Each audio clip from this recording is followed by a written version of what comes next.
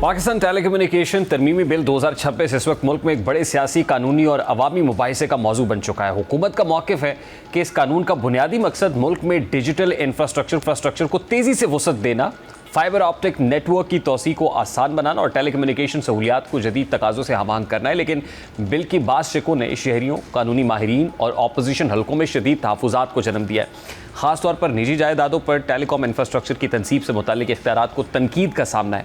असल तनाज़ा बिल की मुजव्वज़ा शिकों 27A और 27B के गिर्द घूमता है।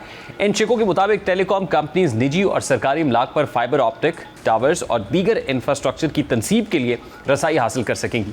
नाकिदीन का कहना है कि गो कि हुकूमत इस बिल को कौमी डिजिटल तरक्की का हिस्सा करार दे रही है, लेकिन इससे निजी मिल्कियत के बुनियादी तसव्वुर पर संगीन नौयत के सवालात उठेंगे।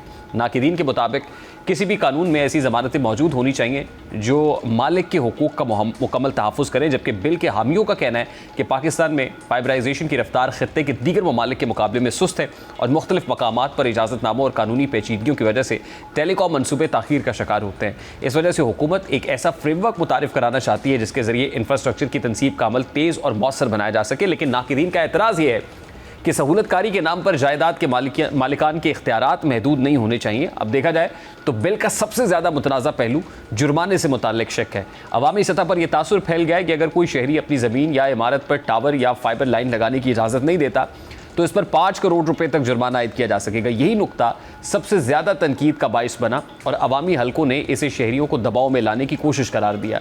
यही वजह है कि ये सवाल उठ रहा है कि एक आम शहरी या जायदाद के मालिक के लिए इतनी बड़ी माली सज़ा गैर मुनासिब और गैर मामूली महसूस होती है, जिससे रियासत और शहरी के दरमियान इख्तियारात का तवाज़ुन मुतासर हो सकता है। लेकिन दूसरी जानिब हुकूमत और वजारत IT की जानिब से इस तासुर की वजाहत भी सामने आई है।